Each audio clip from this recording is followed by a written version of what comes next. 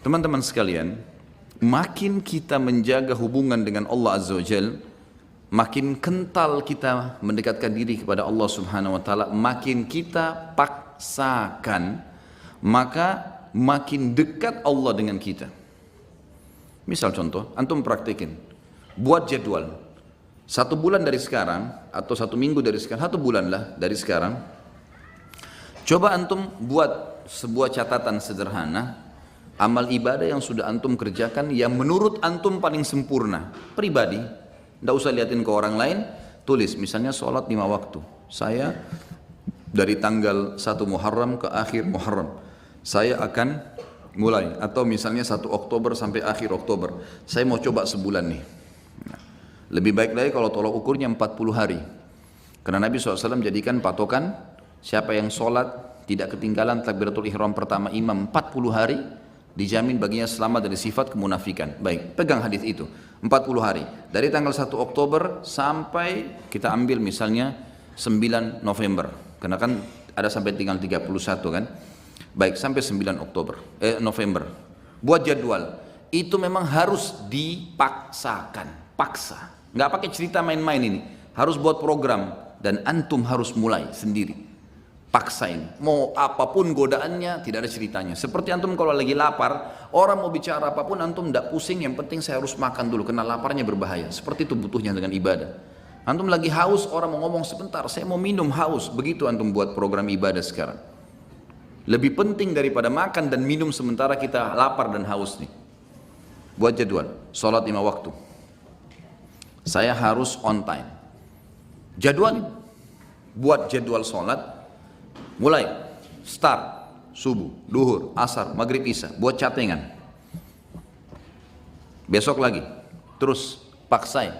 Karena 40 hari, jaminan selamat dari sifat munafik. Antum tidak akan pernah dusta seumur hidup, tidak akan pernah ingkari janji, tidak akan pernah khianati amanah, tidak akan pernah berbuat curang. Jaminan dari baginda Nabi SAW. Dan tidak mungkin Nabi salah. Tidak mungkin Allah salah. Ada sahabat 2 orang, adik kakaknya sakit perut, datang ke Nabi SAW.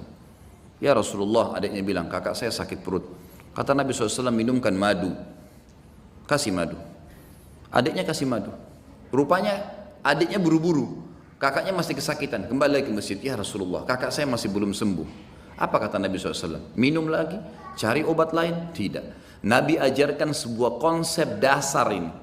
Kata Nabi SAW, Allah pasti benar dan perut kakakmu yang bohong.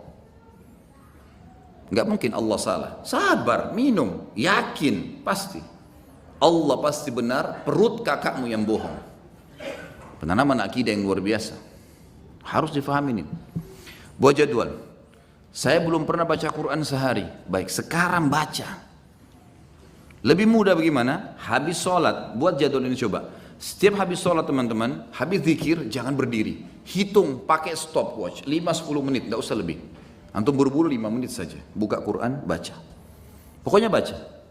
Kalau antum bisa baca 2 lembar setiap habis sholat, 1 lembar, 2 lembar, sampai isya itu berarti bisa 10 lembar per hari. Atau kita ambil ayat lah. 10 ayat habis sholat. 1 hari antum punya 50 ayat. Apalagi kalau antum bisa 20 ayat, bagus kan? 20 ayat subuh, 20 ayat duhur, 20 ayat asar, 20 ayat maghrib, 20 ayat isya. Kalau ada yang lewat, misal maghrib gini ada taklim, habis isya nanti saya double jadi 40 ayat. Atau sebelum tidur. Pokoknya 1 hari target saya 100 ayat misal. 100 ayat sehari teman-teman, 6.000 lebih ayat Al-Quran. Itu bisa antum khatam cepat sekali. Hanya baca. Harus paksain. Zikir pagi sore. Jangan berdiri dari tempat antum habis sholat subuh kecuali sudah zikir subuh. Harus. Apapun godaannya enggak, duduk dulu sebentar. Dan teman-teman, saya pernah praktekin zikir pagi, asal antum sudah rutin lakukan, maksimal 12 menit, maksimal udah. 12 sampai, ini kita baca zikirnya. Kalau ditambah dengan wirid yang lain seperti la ilaha illallah wahdahu la syarika lah, ini saya pernah baca 100 kali, saya praktekin ya. Dengan tidak terlalu buru-buru, tidak juga terlalu pelan. La ilaha illallah wahdahu la syarika lah, lahul mulku wal hamdu wa huwa ala kulli syai'in qadir. La ilaha illallah wahdahu la syarika lah. Jangan berhenti mulut antum, sambung, nyambung. Itu 7 menit selesai 100 kali. Jadi semua paling lama 20 menit. Duduk dia di situ. Apalagi kalau antum duduk sampai syuruk, itu Masya Allah, bagus sekali. Saya yakin 20 ayat dan zikir pagi tuntas tuh, waktu syuruk.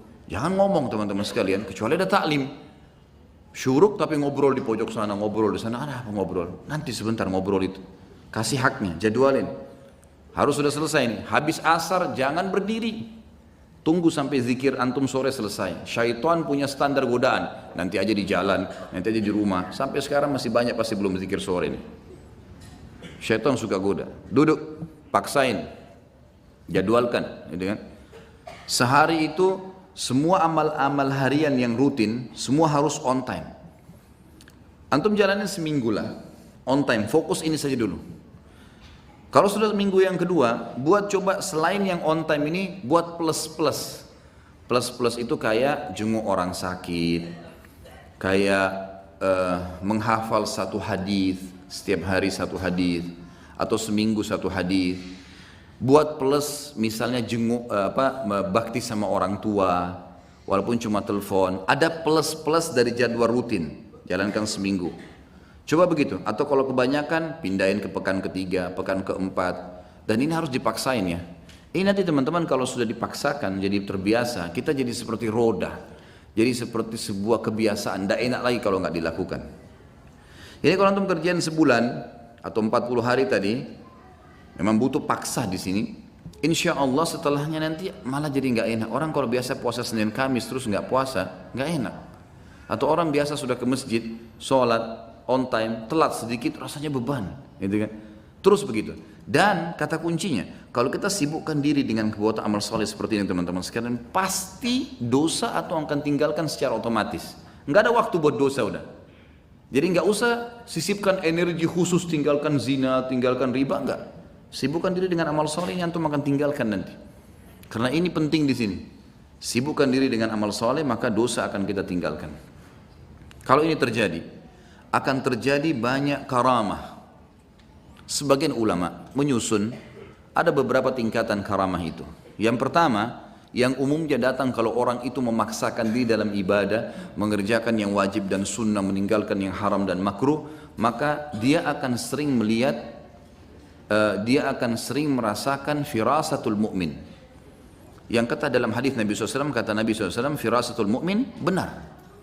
Ada sebuah perasaan yang kita rasakan, orang ini baik atau tidak baik. Jadi ini bisa dibedain ya dengan sesuatu kalau antum belum dekat sama Allah. Itu berarti belum tentu benar, bisa dari syaitan, sangka buruk. Tapi kalau seseorang sudah paksain diri, sudah jadwal ibadah tadi, antum bisa merasa orang ini mau niat jahat atau ini orang yang mau baik sama kita. Tapi konsekuensi ini dulu nih. Kalau sudah terpenuhi ini baru.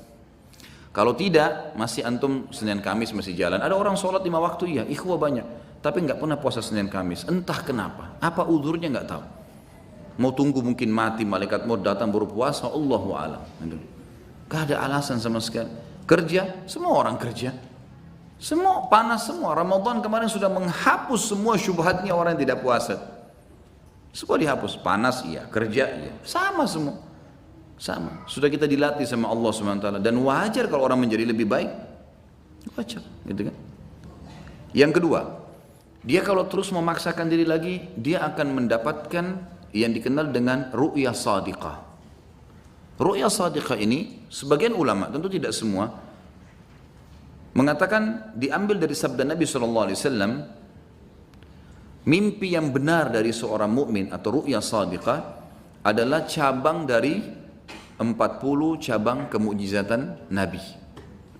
Dalam hadis lain dikatakan tidak tertinggal lagi sesuatu yang benar menjelang hari kiamat kecuali mimpi yang benar dari orang mukmin. Misal antum mau pergi umroh atau mau pergi haji, mimpi lihat Ka'bah. Ada orang tua kita mau datang silaturahim, kita mimpi beliau datang, gitu kan? Banyak hal yang diperlihatkan oleh Allah SWT, mimpi.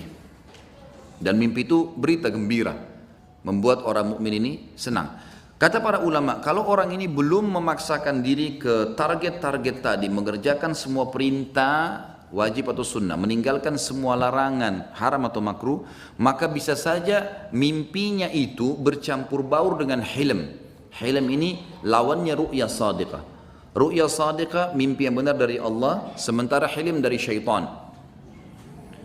Jadi kalau antum masih mimpi, nggak tahu ini benar dari Allah atau bukan ya. Nah ini karena masih belum sampai pada itu. Tapi orang kalau sampai pada tingkat ini, sebagian ulama mengatakan seperti sabda Nabi SAW. Memang orang mukmin akan mimpi ru'ya sadiqah itu. Orang mimpi ru'ya sadiqah. Ini yang kedua. Kemudian datang yang ketiga yang setelahnya adalah hal-hal yang terjadi yang memang Allah Subhanahu wa taala sesuaikan dengan keadaan orang itu. Bisa saja lisannya menjadi petunjuk bagi orang. Seperti misal Umar bin Khattab radhiyallahu anhu di zaman khilafahnya beliau pernah tiba-tiba naik mimbar, kumpulin orang di masjid, lalu beliau mengatakan, "Hai pasukanku, ke gununglah kalian, ke gununglah kalian." Bahasa begitu. Orang yang lagi di dalam masjid, apa ini? Amir Mukminin bicara apa ini? Ke gunung, tidak ada pasukan di masjid, bukan pasukan ini. Orang belum mengerti pada saat itu. Lalu Umar bin Khattab turun dari mimbarnya. Orang juga nggak ada yang nanya. Selesai. Ternyata Umar bin Khattab lagi mengirim pasukan di perbatasan wilayah Persia. Datang pasukan tersebut, lalu mereka yang memberikan kesaksian. Mereka mengatakan, "Ya Amir Mu'minin, Allah telah berikan kami kemenangan." Kata Umar, "Bagaimana kalian menang di depan orang-orang semua?"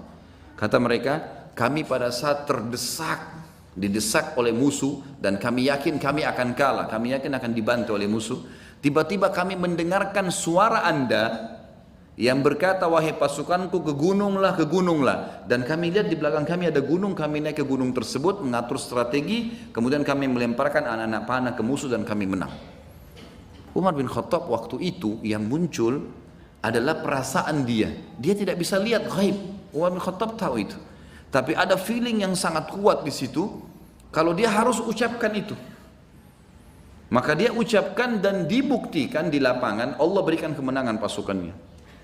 Tapi ini bukan orang-orang yang biasa, bukan orang yang baru Senin Kamis sholatnya, baru 2 kali 3 kali datang taklim, baru tiba-tiba mau, apalagi kalau sudah pakai aku dan saya tadi, lupain sudah ini. Jelas ini? Ini bahasa Indonesia ini. Ya. Jangan lagi tidak faham.